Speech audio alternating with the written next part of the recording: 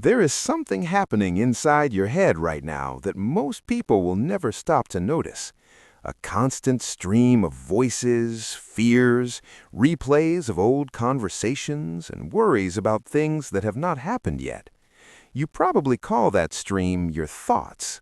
But what if most of it is not actually yours? Neuroscientists discovered that when the human mind is left alone, it does not rest. It activates a network that replays the past, rehearses the future, and compares you to others. And research shows that the average person spends nearly half of their waking hours lost in that drift, reporting lower happiness than when their mind is simply focused on what is in front of them. The ancient Stoics had a name for the internal chatter that leads us towards suffering. The Buddhists described the untrained mind as a drunk monkey stung by a bee. Different cultures, thousands of years apart, all arrived at the same conclusion.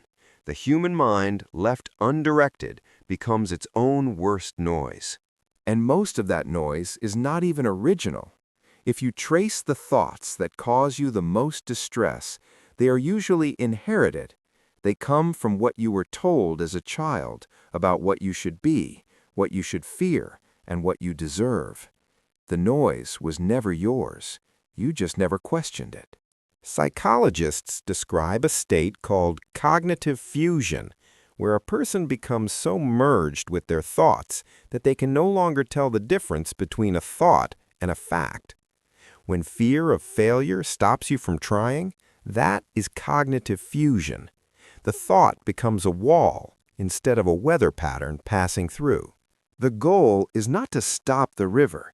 The goal is to step out of it, to observe the current without being swept away. That one shift from being inside a thought to simply watching it is where everything begins to change. And the science backs it up.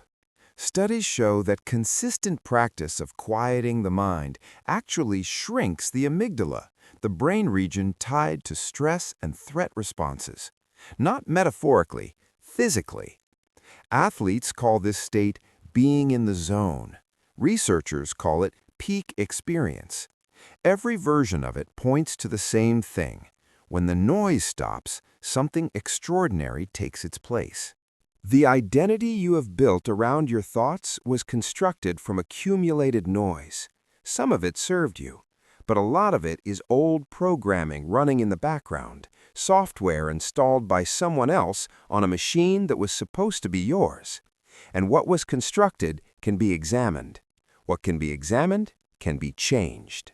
The most powerful thing a person can do is stop long enough to ask which voice is actually theirs. Because underneath all the noise, underneath the borrowed fears and inherited opinions, there is something quieter, something that was there before any of the noise began. Most people never hear it, not because it is silent, because they never stopped talking long enough to listen.